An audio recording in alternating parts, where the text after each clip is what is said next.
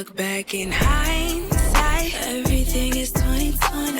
In hindsight, we make mistakes, we're learning from it. In hindsight, shaping your today and your tomorrow. In hindsight, it's so much clearer now. Welcome back to another episode of Hindsight the Podcast. I'm your host, Lee Jones. Today, I have a special guest, Ben Passman, joining me. Ben is a seasoned professional with a diverse background spanning broadcasting, military service, business ownership, and talent acquisition. He's earned numerous accolades for his broadcasting excellence and holds a degree in communication and journalism from the University of New Mexico. Ben's journey led him to a successful career in recruiting, where he's helped countless individuals navigate the job market. Currently, and you correct me if I'm wrong, Ben is dedicated to empowering job seekers through his podcast, Dream Job Equation, and tailored career acceleration programs. I'm thrilled to have him on here today to share his insights on career growth and overcoming obstacles. Welcome to Hindsight the Podcast. Ben, how you doing today? I'm doing well, Lee. Thanks for having me. Good. Thanks for coming on. So, what's near and dear to my heart is transitioning, specifically military and veterans transitioning from the military to the civilian market. That was the catalyst for me creating Hindsight the Podcast initially. So just trying to address some of the challenges, but more so I had a lot of veterans that were coming on who had transitioned from the military and were doing great things outside of it. So it's really a pleasure, one, to have someone who's going to talk about jobs and transition and things like that, but also that you're a veteran. So just tell me a little bit about yourself. Yeah. So I grew up in the city of Chicago and a product of public schools and all of that sort of thing.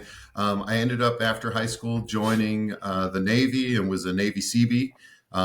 So that was all during the Desert Storm era. Maybe it dates me. It makes me a little older than I look, I guess. But, I'll say my time in the service was fantastic. I loved it. I think of it fondly. I still have many relics around the house of sort of my service. My mother actually just gave me a sea bag full of old uniforms. So of course we washed them and I folded them. I put them all away. And I was like, it was very nostalgic, right? I feel like that.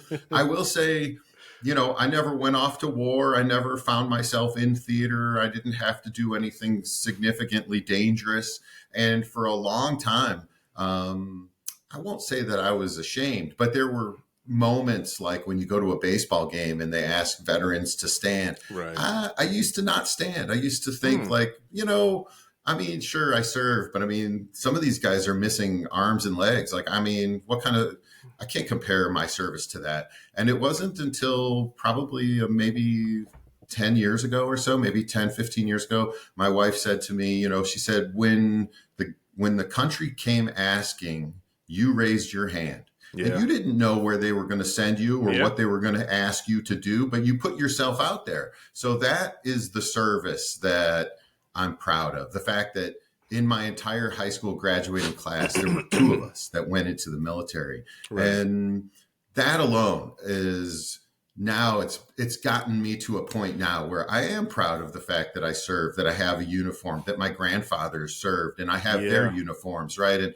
And there's something about being a member of the service, a member of this community that sets us apart from the rest of society. Right. I will say, though, that as much as I am fond of those times and I learned a ton, I grew up, basically went from childhood to adulthood through boot camp. You know what I mean? That was definitely an awakening. Yeah. It's a part of my life story, but it doesn't really define who I am, right, as a person.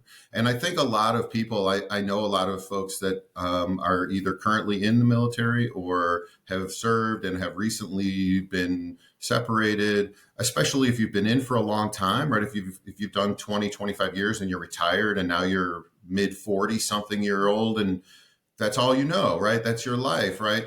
But that alone is not a definition of who we are as individuals. And I think that once you kind of get to that level of realization and recognize that military service is effectively a job, right? I mean, you learn a lot of skills, you gain a lot of knowledge, you build a lot of camaraderie, teamwork, all of those kinds of things.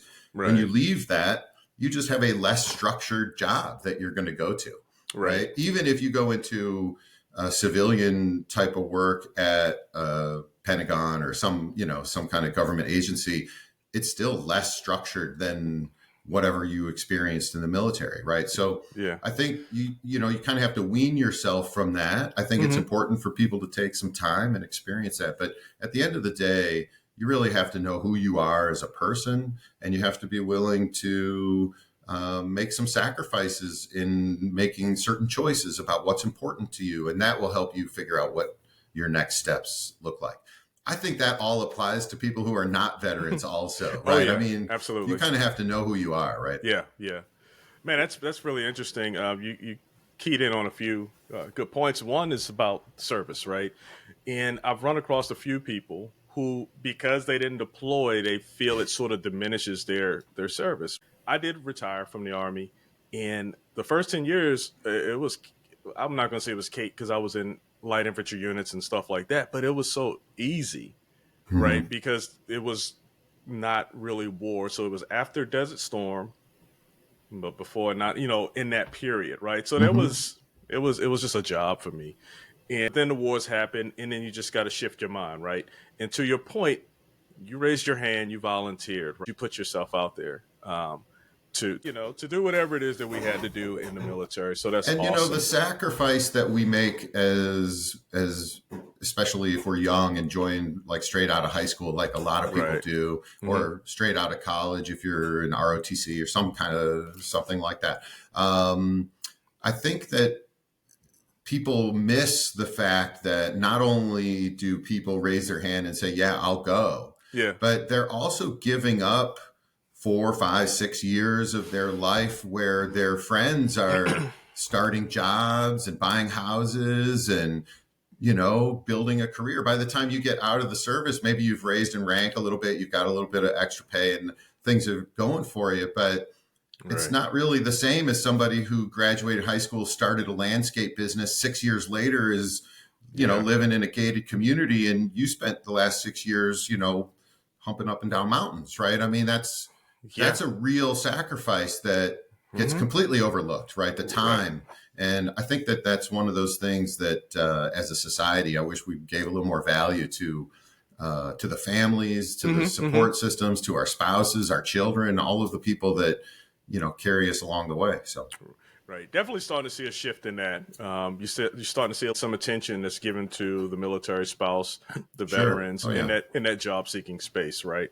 So, thank you for your service. Thank you for your service. You know what I mean? It was my pleasure. Yeah. Hey, what was your favorite scary, exciting, whatever basic training moment? Oh my God. Oh, this is so good. You're going to love this. So this is probably the best moment of my entire military experience, to be honest with you. So there was a point in time during boot camp when, we were proficient at marching and we were all doing all of the things, but we were still many weeks away from graduating. Right. And so we were in that period of time where there were a lot of new kids coming in and other people that we had sort of seen are getting out, and we're kind of in the middle there. And I guess, as a group, we were starting to get a little cocky and stuff like that, Absolutely. And so we were broken up into platoons, right? So there were, 12 or 15 of us or whatever that got separated out for being the clowns and instigating or whatever. And they brought us into a side room and they had us doing exercises for what seemed like an hour. I mean, we were drenched head to toe, soaking wet. Everybody else is out in the barracks standing at attention, getting yelled at by the other company commander because we were all goofing around, right? And the whole time I'm just like, in my mind, I was like, oh, I can't wait. And he's exercising us basically to the point where we couldn't do another push-up. Right. And then he says, his name was Petty Officer Hill. I'll never forget. He says, so do you have anything you'd like to say for yourself? And I said, sir, with all due respect, sir, your left breast pocket is unbuttoned. And he looked down at his pocket and he looked back at me and he buttoned his pocket. And there wasn't really a whole lot he could do at that point, right? And so we all walked out of the room, just big smiles on our face. Like, that was awesome, right? So that was like, it was worth it. The juice was worth the squeeze in that moment, you know? That was a moment. So I tell you what, Nate, and that was probably a good moment for them too. You know, they talk about it after the fact, because the whole thing is to check your battle buddy, right? Check your partners, make sure everyone is good to go, and you got them. You found a spot. So for people who haven't, I'm hopeful that he's sitting around a table somewhere telling that story about this kid in boot camp busted my balls. You know what I mean? Like, I'm hopeful, you know. I know for me, mine was a little more scarier, and it had to deal with the gas chamber. Oh yeah, I didn't like that very much. Yeah, because you go in and everyone marches in and you stand around this chamber and you have your mask on, and then they say, okay, look, these are the directions. Take your mask off, take a deep breath, and once everyone does it, we'll instruct you to put your mask back on. So me being that guy, I'm listening, and they say, take your mask off. I take it off. They say, all right, take a deep breath. I take a deep breath. And then it was fine, right? The first one. And then it just cuts off, like no oxygen, nothing coming in. It's like, and I'm panicking. And then I look around the room and I still see people with their masks on. It was a horrible experience. So, excuse me maybe I was a little luckier in that maybe the group of guys that I was with were a little less bright, I guess. I don't know. We all took our mask off at the same time. You know? So it was horrible for everyone all at the same time. But it was terrible. But yeah, it was, I don't know, good times. So I feel like boot camp for me was like summer camp for adults. You know what I mean? It was like I got to learn how to do some crazy fun stuff. And then A school for me after that was so much fun. I got to do, like, in the moment, I don't know that I loved it, but looking hindsight, back, in hindsight, I loved it. It was great. That. So for me, my career was pretty good. I learned a lot of things. I did a lot of things. I learned a lot about myself. So absolutely. All right. So now, thank you for indulging me with our military history a little bit. Yeah. But so I just want to jump in, and hindsight really focuses in on choices, decisions, impact, things like that. So I just want to ask from your perspective, like, what is a pivotal moment in your career journey where you had to make a significant transition?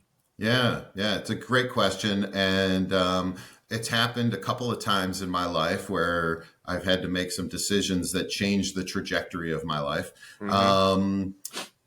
You mentioned in the introduction that I also do a podcast called Dream Job Equation. And that is a catalyst of the story that kind of answers your question about what is the dream job equation and how does that work, right? And I'll start with the ending. I'll say the dream job equation is taking the professional skills that you've developed over the course of your life and applying them to the space or the industry that aligns with your childhood passions. So whatever when you were like 12 years old and somebody said, what do you want to be when you grow up? What was your answer?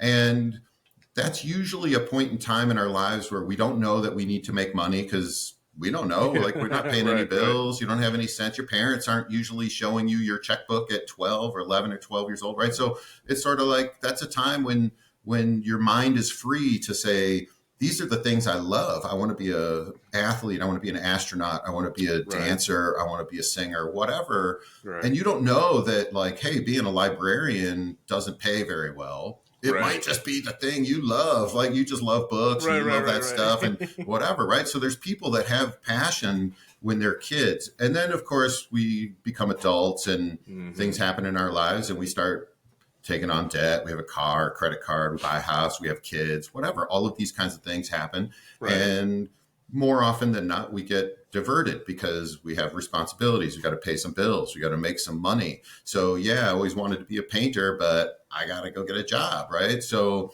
we make those kinds of decisions in our lives that get us maybe farther away from what our passion was when we were kids. Then in my case, when I was a kid, when I was 12, the answer to that question was I wanted to be on the radio. I wanted to be, I also played a lot of sports.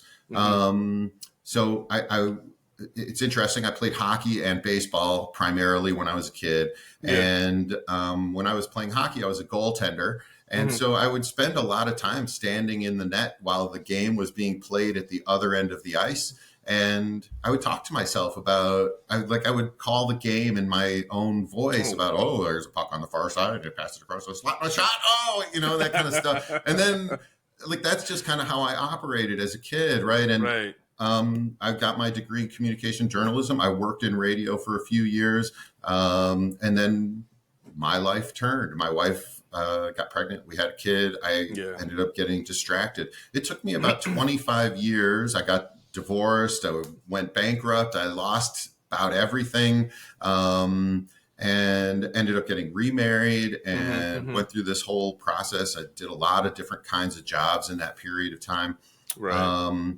It was around 2008 when the mortgage crisis happened and everything, all of that. And I found myself looking for work, and I started calling through some of my contacts and said, I don't know what I'm going to do, but I'm looking for a job. And a guy said to me, well, why don't you come work for me?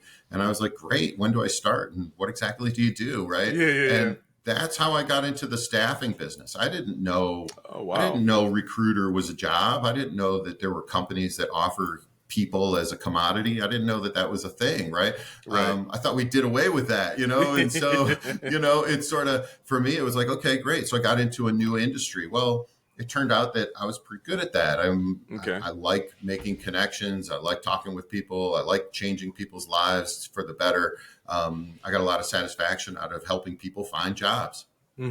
So that took off. I did that for a couple of years at one place. I ended up moving to a staffing agency, went to a consulting company. I've worked in a number of different sort of areas within the talent acquisition profession. And then COVID happened, and I was on that list of 36 million people that got laid off that Friday afternoon, remember? And so I found myself out of a job with 2 weeks of severance. And I remember I talked to my wife about it. I was like, I never wanted to be a recruiter. That wasn't, when I was a kid, I didn't want to be a recruiter. This isn't the job for me. I didn't want to do this, this is terrible. But I still had bills to pay. So I still had to do what I had to do. I found a job. I took the job. It was great. It got me through, but I wasn't really fully satisfied. At the same time, I had friends and family coming to me, people, neighbors and whatever, coming to me saying, what should I do? I hate my job. This isn't my career. I'm taking it out on my kids. What should I do? And my advice to them was, and still is today, that you got to find that thing that you're really passionate about. Right. And pursue that.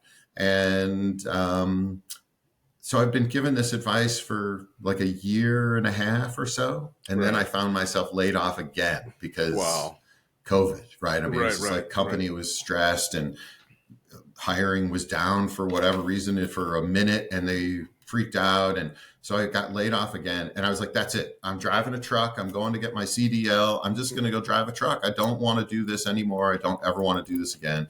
And my wife said, 100%, you have my support. But before you do that, maybe you should drink some of your own Kool-Aid, right? Think about finding that thing. Yeah. Okay, great. So I started looking specifically for jobs in talent acquisition because that's where my professional expertise is, and in the media business. I didn't care if it was radio, television, newspaper, podcasting. I didn't care. I was looking for a job in media because I knew that even if I took a job at some unknown media company, it's a stepping stone into another place, right? And so I started applying for these types of positions, and I was pretty discouraged. And I ultimately ended up landing at Minnesota Public Radio. American Public Media Group is the name of the parent company. And I've been there now for a year and a half. I can tell you it's amazing because I feel like I'm inside the tent. I got a ticket to the dance, right? When I'm on an all hands call, I'm one of the people that's on the all hands call with all of the celebrity people. You know, nice. I've gotten to go to National Public Radio headquarters in Washington, D.C. and walk around and go into the tiny desk and all of those kinds of things, right? That's really cool. And what I've discovered about myself and what I think other people could benefit from if they could discover it for themselves is that when I was 12, my imagination made me think I wanted to be on air. I wanted to be a rock star, a DJ, whatever.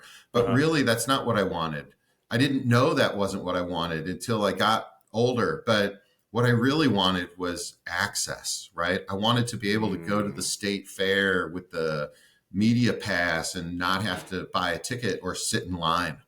That's all. It seems stupid, right? But that's really what it comes down to. I wanted to be able to go to the concerts because I couldn't afford to go to concerts when I was a teenager. You know, I mean, it was like scraping pennies together to try and go sit in the lawn seat. So, hey, if I could get a media pass, I could just go. That to me that's the hunger that I had when I was a teenager. The thing is funny now is I work in public radio. I don't get any of those benefits. I don't have a media pass. I don't care. It's not what I'm looking for anymore. You know what I mean? It's like you have to redefine what your dream job is based on what it was, you know? Right. That's pretty awesome. You touched on a few things. So, one, when I was young, I wanted to be a Pittsburgh Steeler. Awesome. Right. But I didn't take the steps in order to do that. So, didn't become a Pittsburgh Steeler. Two, you mentioned about having access, and that struck something with me because I'm doing a podcast, but media and all of that was probably something I'd be interested in and really like, but I really wanted that access too. And I remember when I was in the Army, I was on a Marine base, I was able to get that access. So I was able, like the San Diego Chargers, now the LA Chargers, but the San Diego Chargers at the time used to come and they used to practice on one of the posts. And I knew the public affairs officer for the Marines, and I say, hey, can I get access, right? And he let me get, so I would go on and interview, the players and just get to interact when everybody else is behind the fence. You know what I'm saying? So it was pretty cool. And then also was able to get a press pass, media pass, when President Barack Obama came to Camp Pendleton. So that's I was cool, up there. right? Yeah, and I'm just me, and I'm next to CBS and ABC, all of that. So it's pretty cool. And that, now I'm starting to rethink. Well, it's funny, to your story, right? Yeah, even when I was in the military, I wanted access, right? I couldn't figure out other ways. Like I wasn't in a media position at that point in time. I was in construction, right? But they needed a drill team. So I was on the drill team, right? So I got to wear the white rope. I got to carry the American flag. And when there was an event, sometimes we got called and I got to go to the event because I got to carry the flag around and march around in a circle and do the whole thing. Too. It is cool, right? It's really cool. But that was same thing. I got to go in between the lines when everybody else was outside the lines. And for me, that was the thing when I was a kid that I didn't know, but that's as an adult, I love when I tell people, if I'm out playing golf or if I am in the community and I meet somebody new or whatever, and inevitably the question comes up, what do you do? When I say I work for Minnesota Public Radio, there's a wow factor that comes with that. And I feel like that's one of those things. It's not for everybody, but I'm, admittedly, like I know who I am. I'm a firstborn. I like a little bit of attention. I'm okay with it. I can handle it. I got some thick skin, so I can handle a little criticism around it too. But but for me, that kind of feeds into my personality. It's part of my it is part of my identity. Is that I want to be maybe not the tip of the spear, but I want to be on the spear. Like I don't want to, just like I was in the military, the CBs are not tip of the spear, but they're not back of the line either. Right. I mean, you know what I mean? So it's like, I like that space where I can be impactful and influential and I can be around it without being it, if that makes sense. Yeah. Oh, absolutely. Yeah. Hey, so I'm gonna see if you reiterate. Let me see if I can get that word right. Reiterate your message from earlier. I asked you this question: what advice would you give a professional considering a career change or transition? Yeah, I think it takes a couple of things. You have to really understand first where you are, and then ultimately where you want to go.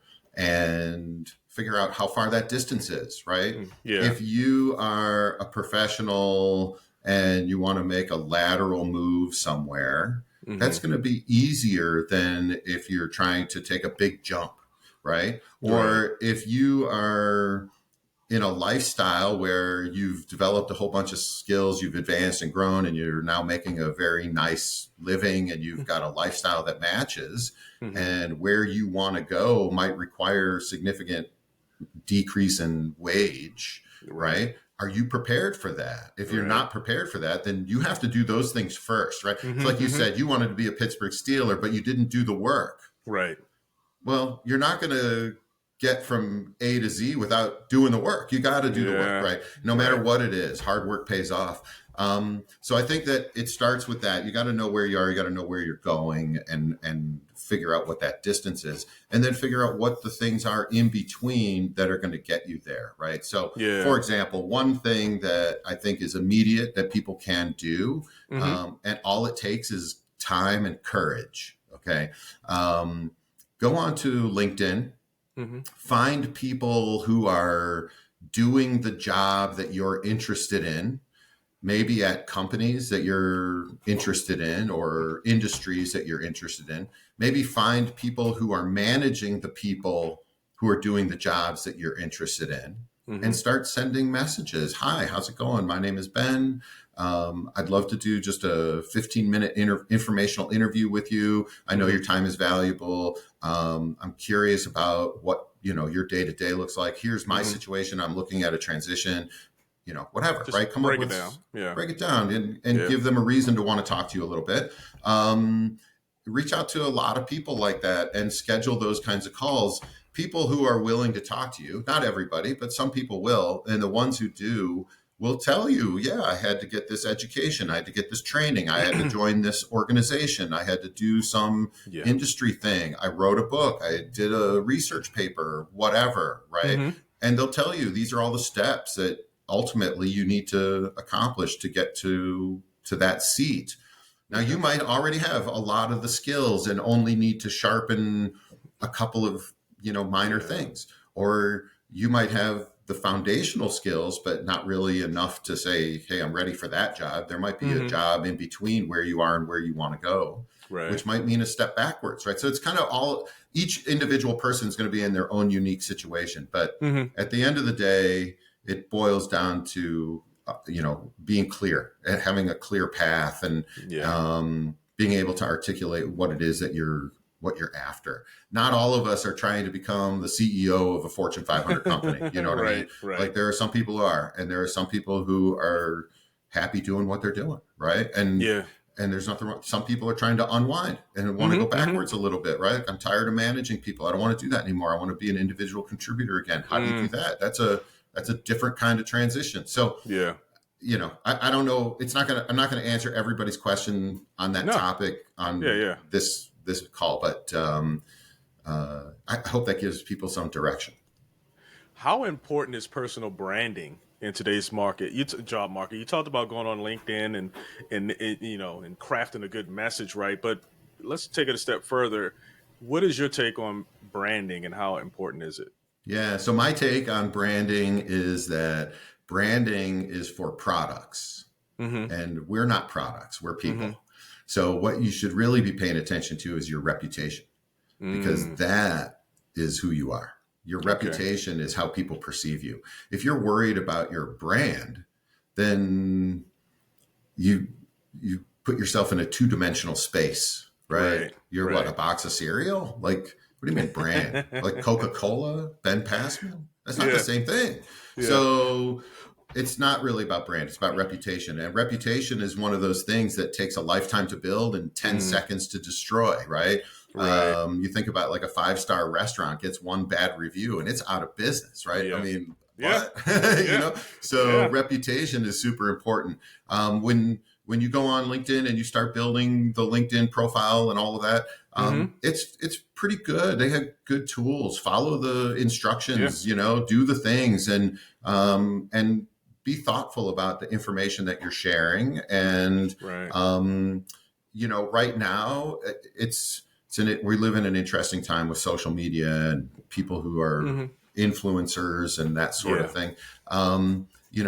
Whether you're trying to be an influencer or not, we live in a time now where being a thought leader is important. So if you're going to be on LinkedIn and you're using it for professional purposes, then participate and, contribute, add something, comment on other people's posts and write your own posts and do the things, right? It's one thing to be a spectator. It's another thing to be a player, and you don't have to have 1 million followers. You don't even have to have 1,000 followers, but you just have to treat LinkedIn differently than you treat Facebook or Instagram or X or whatever, right? It's not really a social media for social purposes. It's a social media for business purposes. So use it for business purposes. Got you. So I was going to ask, you said reputation, but branding, it kind of is that, right? You can have a good one and a bad one. And what I really wanted to ask you was, what role does storytelling, because you still have to tell the story of who you are, which is a kind of branding, right? Yeah, in a way, yeah. And how can that help job seekers stand out, or we talking about LinkedIn, so let's just stay with LinkedIn. Is there any strategy that you can do on LinkedIn, right, that can help you stand out? Yeah, for sure. There are definitely things you can do on and offline. LinkedIn is one piece of your profile, right? Your resume is a piece of your profile. If you have a blog or a portfolio, or if you host a podcast or whatever other ancillary things that you might have done, written a book or whatever, those things all can contribute to what your profile looks like on LinkedIn and that sort of thing. So again, I would say maximize LinkedIn's tools for your profile, fill everything in to the best of your ability, get recommendations, right, from relevant people. It's one thing to get a recommendation from your friend that says, I think Lee's a great guy. Okay, but did you ever work together? No. You know what I mean? Right. So they gotta be relevant, right? Everything's got to be really relevant, I guess, in that way. When it comes to telling your story, I think that's a really interesting. You're right. That is a form of branding because you're putting yourself out there in a particular way. I think that I could tell you a story about my childhood that might make you think that I grew up in abject poverty. I could tell you a different story about my childhood that might make you think I grew up with a silver spoon in my mouth. Both stories would be 100% true. So which story do I tell? Well, it depends on who I'm talking to, right? And so I took a class in statistics one time, and the professor said, it's not what the numbers say, it's what you say about the numbers that matters. And that was kind of profound because that's true in other things too, right? When you watch the news, you don't hear the whole story. You hear 2 minutes of a global problem that's going on, right? So that's what do you hear? You're just hearing the parts that somebody determined was worth telling or was valuable information. I think when you're looking for a job, when you're transitioning out of the service into civilian world, when you're making a transition from one career path to another, any of those kinds of things, figure out which parts of your story make the most sense to the audience that you're trying to reach, right? So as a recruiter, we come across this all the time where people say things, maybe it's not inappropriate, but it's just off-putting, right? Like, so why are you looking for a new opportunity? Well, my boss is a real jerk. Okay. And it's like, why? Don't do that. Like, don't tell that part of yeah, we get it. You don't like your job. That's why you're looking for a job. Don't tell me that. You know what I mean? Right. So people have these self-inflicted wounds all the time where for very minor reasons, you might get disqualified just because you said something dumb. I had a guy go through multiple rounds of interviews, ended up going through a final interview with the senior executive of the group. And he came into that final meeting with his shirt unbuttoned and he was all casual and whatever. And and it was dude, like, we're not drinking buddies. Like, this is still a job interview. Right. So he didn't get the job, right? That kind of thing. And so I think people have to really know, like, we all have a lifetime of stories to tell, but you only have a minute or two to tell it. Yeah. So which one are you going to tell? Be deliberate about it. Be intentional about the stories that you're sharing when you're in the job interview process. When you're talking about your current or former employers, find the positive things to talk about. Talk about your achievements, your accomplishments, what you're proud of. Don't talk about the things that you didn't enjoy, that you didn't like, or that were problematic. If somebody asks you, hey, tell us about a time when you had a problematic situation at a previous employer and how did you deal with that? You talk about, like, yeah, there was a very difficult situation and here's how we dealt with it. I'm really proud of the outcome. I'll talk about who the terrible players were and how complicated it was and all that kind of stuff. You know what I mean? Yeah.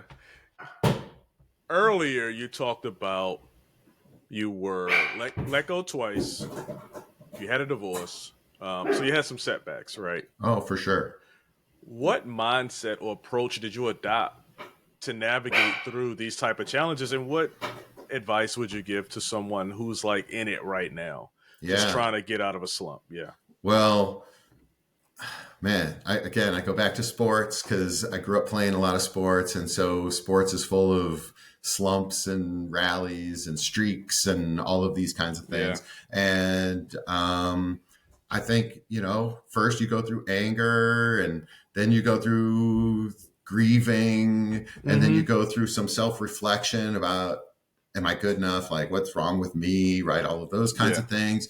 Then you go into the job market again because you feel like, okay, I got my resume all polished up and I'm ready to pull my boots up and I'm ready to go. And you find it super competitive. You're not getting a lot of interviews. You're not getting a lot of offers. Weeks are going by, months go by, your savings are dwindling, whatever unemployment or severance or whatever you might have had come in is running out. All of those, I experienced all of those things. I'll tell you, at one point in time, I was working a full-time job during the day and I was cooking overnight at Denny's. So I've been there where it's like, I just got to put food on the table. I don't care if I make the mortgage payment. I just got to eat. And those are very difficult times when you're in the moment. The advice I would share is, you have to keep your chin up, but you have to keep your spirits high. You have to keep living to your standard of living. You might have to make some sacrifices in terms of lifestyle standard of living, but I'm talking about like your personal standards. Like, if you're the kind of person that, showers every day, shower every day, get up in the morning, put your clothes on, take a bath and make your bed and have breakfast, right? And keep that routine. You're still alive. You might not have a job and that might be very stressful and that might be very painful, but you can still go gardening. You can still take a walk in your neighborhood. You can still go and be a human, right? And so the sooner you get through those initial phases of anger and grieving and mourning and all of that kind of stuff and kind of get back to, okay, I have to do something with my life. Just make sure you keep that routine, keep your spirits high, find other people around you. Maybe you have friends and family. Maybe you need to go find spiritual leaders. Maybe you need to find other people in the community to help you make some transitions. I find a lot of times people are unwilling to go backwards until they've reached total bottom, right? So I think that's a mistake. I think that if you find yourself, if you financially can afford to stay unemployed for 6 months or a year or whatever, okay, then, keep aiming for the thing you're aiming for. But if you can't and you need a job, take a job. And even if it's not the kind of job that you're going to put on your resume, even if it's just, I'm going to drive an Uber car because I got to, right? Use that time to apply for jobs and be in the market and go to networking events and go to your chamber of commerce and to there's a lot of resources. Every city has them. So take advantage of those kinds of things. I'm not saying it's easy. It's not easy. I'll say, looking back though, had I not sort of forged my own way through it all, had my family not been supportive and had we not managed to get through it, I wouldn't be in the position I'm in today. And so sometimes you have to get hungry in order to find that animal spirit again, right? Yeah. So different people have to reach a different bottom, but you hear about this from like addicts and stuff, right? You can send addicts to rehab a million times, but until they hit what they perceive as bottom, they're not getting better, right? And it's kind of in a micro kind of way, you feel like that same kind of thing happens when you get let go and discarded and pushed to the side and thrown to the streets, and no more healthcare, no more income, and oh, good luck to you. Like what? So sometimes you just have to get hungry enough to want to go eat again. And if you can recognize that can happen before you're broke, that's better. Right. That's better. So, I mean, I'll say it. My wife and I sold a house and moved from Arizona to Minnesota, and we purchased a house in Minnesota for half of what we would have had to spend had we stayed there. We went down to a single car family. We made a lot of sacrifices in that time period in order to make it work. So I'm not speaking from like, some high pulpit where I didn't experience it. Like, that's my story. I've been there. Yeah. And that's the reason why I said it, because you're not in a high pulpit, but you're in a position where you've experienced some things, right? And it's hard to receive advice or input when you're in the middle of something, unless you have some comfort or you really respect the person who's trying to give you that information, right? You kind of need to find the people who are going to give you the real deal. You know what I'm saying? And you establish that prior to, you said if you realize it earlier, right? You establish that prior to, you figure out who that person is, someone who's going to give you what you need to get out of that rut, right? To get out of that mental rut. Because as strong as you are mentally, when you get in it, right, it hits you. I'm mentally strong until things happen in your relationship, right? So all these things happen and you're good until you're not. And just having that, you had your family, you had your wife who was there with you, right? And I know it was difficult, as it always is, right? But you're moving in the right direction. You're moving in the same direction. And having that person, I can't stand when something's going on and someone's telling me something and I don't want to hear it, but then I got to listen. You know what I'm saying? Because that's what I need at that moment. And it's hard. It's hard. And sometimes you have to recognize, like, your spouse should be supportive. So your spouse may not be the best person to tell you your truth, right? Now, sometimes depends on how good your relationship is with your partner or whatever, right? Now, sometimes people are very clear about, like, you need to straighten up and get on with it, whatever. Here's the truth. But a lot of times, when one is down, the other is uplifting, and it's like, I'm here to hold you up. And then sometime in the future, it goes the other way, and hey, I'm here to hold you up this time, relationships, right? Yeah, that's it. And your mother is probably not the right person either, because she loves you and she wants you to be successful, and she's going to support you in your decisions, right? The older we get, the more our moms are less of our moms and more of just like our cheerleaders, right? And so your mom's not the right person either. People at work are probably not the right people. You don't want to be talking to your boss about what's going on, right? Not at all. So you got to find somebody. It could be a best friend. It could be if you're a member of a church or of a community like that. That's a good one. Yeah. It could be, I know a lot of people find it in fraternal organizations, right? Like Rotary Club and things like that. You might find a mentor, somebody maybe older than you.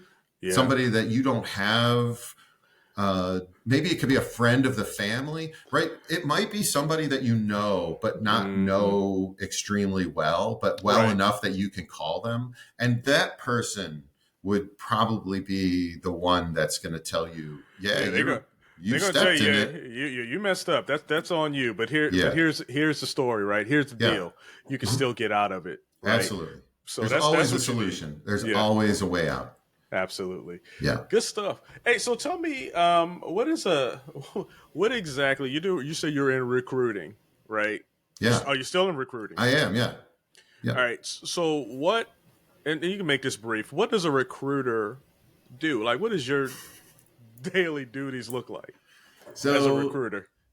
My job as a recruiter is how do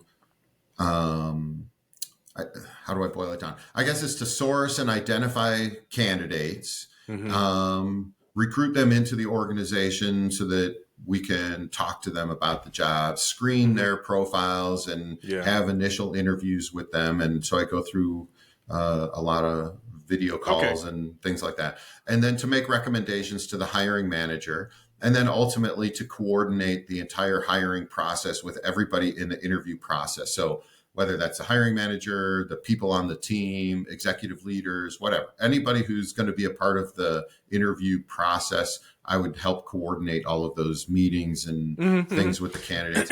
And then ultimately, once an offer is ready to be made, then I'm a part of that offer and hiring, onboarding, ultimately to the start date. Once a person starts, then they get handed over to like HR operations. So go ahead. Give me 2 job seeker hacks, something that just stands out and you'll be like, this is what I'm looking for. And then 1, this is what I'm not looking for. Like when you're going through that process, right? And it could be any level of the process, but if you can tell us, whether it's in the hiring or the sourcing or the, whatever, but just give me 2 and 1. Yeah. Oof, man. I know you look at a lot of things, but so at the end of the day, my job as a recruiter is not to weed people in, it's to weed people out. Right. Okay. So I like it. If I've got a job that's posted and it's out and I've sent a bunch of messages and I've done a bunch of activities to try and generate applicants, and now I've got 20 or 30 or 50 applicants that have applied to my job. Okay. I'm not going to talk to everybody. I can't. I don't have time. I got 20 requisitions open. I can't talk to every person that applies to every job. It's not possible. So we go through a process of screening profiles. Now, some people disqualify themselves just based on the answers that they give to some of their questions, like, this job requires a bachelor's degree. Do you have a bachelor's degree? No. Okay, well, that's easy to disqualify, right? So there are some things like don't apply for jobs you don't qualify for. That would be the first thing I'll say. I'll put a caveat around that. We can talk about that in a minute.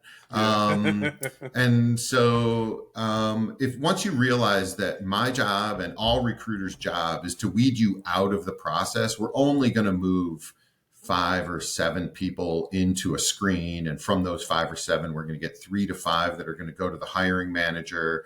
From those 3 to 5, we're going to have 2 or 3 that are going to go to the panel. And then of those 2 or 3, you get 1 or 2 that go to executive leadership or to the next level management. And then you make a decision.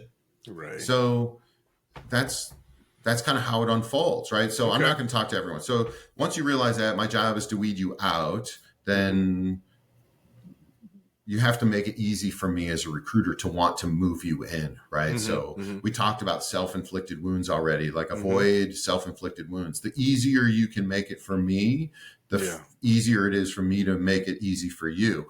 And so simple, clean, easy to read resumes. I see resumes that have all kinds of extraneous stuff. It's unnecessary. Just put the words on paper, make it easy for me to read. Gotcha. I got to skim through these things quickly. I got to make fast decisions. Right. And so if it's hard for me to read, easy for me to disqualify. Got it. Yeah. Right. So think about that. Here's the other hack I'll tell you. Second hack, and we'll go back to the first one in a second. But the second hack is it's better to be first than it is to be better.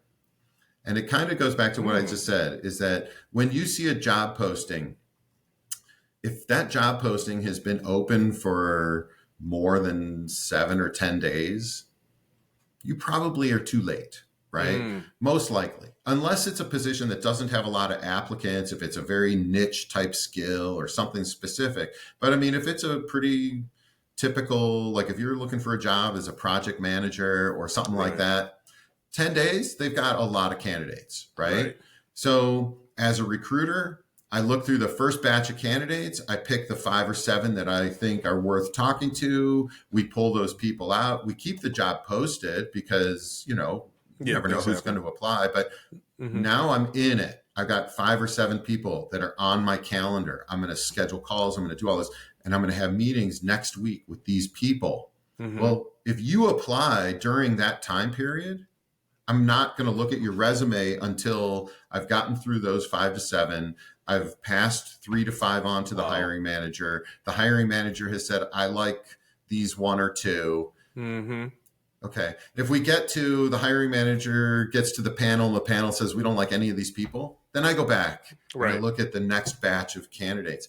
So sometimes being the best candidate, if you come into the process late, you have a lower probability of getting looked at. So I would say be on top of your alerts, set up like those daily alerts, treat finding a job like a job, right? Put in the time and use multiple platforms, LinkedIn, Glassdoor, Indeed, whatever, Dice. If you're in technology, there's Monster, Career Builder. I don't know. There's so many. I mean, find the ones that match with the kind of niche. The other thing I'll say is don't be afraid of staffing agencies, right? If you're looking for work and you really want a full-time job, maybe you need benefits and all of these things, and there's a lot of reasons, but no money coming in is worse than money coming in with no benefits, right? I mean, so work with a company like Robert Half or Kelly Services or, I don't know, there's a lot of those too. There's a ton of them. That's a super saturated market, but take a 3-month contract somewhere or whatever and put some money in your pocket. That's better than, especially if you need to, that's better than sort of sitting around waiting. That was, that was a great one. Better to be early. I like that. I never really considered that. That is a hack. Yeah, you got to be first. You got to get in first. So make sure you got your resume and everything good to go, so you don't have to say, "Oh, there's a job I'm looking for. Let me," you want to get in and be first. I like that. Now, I said I was going to give a caveat around, don't apply to jobs you don't qualify for. So I'll say if you are like fresh out of college and you've had your first job and you were like, I don't know, an associate, whatever you were, and you see a position posted for vice president of something, you don't qualify for vice president of something. Don't do that, right? But if you were the senior director of that thing and now you're looking for vice president, you may or may not fully qualify, but you're probably close. So you should apply for things that are like 1 level above where you are, not 2, not 3, not 4. You don't want to, it looks weird, right? As a recruiter, I'm like, who's this guy? He's 22 years old. He's just applied for senior VP. Get out of here. Don't waste my time, right? And that's, again, reputation. It's a small world. So we have people that are frequent flyers and it's like, oh man, this guy applies to everything, every job we post. And come on, man. Like, that's not a way to get a job. So, you got to have some emotional intelligence around sort of what your profile looks like and the types of roles that you're looking for. All right. So I asked you a few questions and I want to make sure that we talk about what you want to talk about. And hopefully what we talked about was something you wanted to talk about. Oh, yeah. But what did we miss? What did we miss? So we have to schedule another call because this could go on for we could talk about this forever. There are so many nuances and there's a lot of information out there. I feel like this conversation is sort of right in my sweet spot of the kinds of things that I like to talk to people about. I know that people have a lot of questions about their resume, and there's a lot of so-called experts out there, paid services and so on. I won't discourage you from using them, but I will offer myself up. If you want to look me up on LinkedIn, I'll give you 20 minutes. I'll review your resume for you. I'll do it for free. Take it or leave it. If that's too much and you don't want to jump on a call with me, that's fine. I'm happy to share all of the information. I've written a couple of books, actually. They are on Amazon. One is Ben Passman's Resume Review, and the other is Ben Passman's Interview Guide. It's a job interview guide. And you talk about hacks. There's a lot of good information in there. And, if people are interested, it's a very affordable way to get some good info. But I think we've kind of touched on a whole bunch of really important things, and I'm really hopeful that your audience finds the kind of work that they're looking for. Oh man, I appreciate that, Ben. So where can people reach out to you? Where can they find your book? Yeah. If they want to contact you about their resume, where should they find you? Yeah, just go to LinkedIn, look me up, Ben Passman. You'll see my profile should come up, pretty easy to find. And all of the links to all of that stuff is there. I don't have a web page and all that kind of stuff going on. I just kind of treat LinkedIn like my web page. So you can find my podcast there. You can find links to the book there, which are available on Amazon. So easy to find it that way as well. Awesome. Thank you, Ben. I really appreciate you sharing your valuable insights and experiences with me today. It's been a pleasure having you on the show. I love talking to veterans, so there you go with that. Yeah. And to our listeners, be sure to check out Ben's podcast, Dream Job Equation, for more career advice and guidance. Remember, understanding the choices we make in life can shape our future success. So stay tuned for more inspiring stories on Hindsight the Podcast. Thank you, Ben, for being on the show. Yeah, it's my pleasure. Thanks for having me.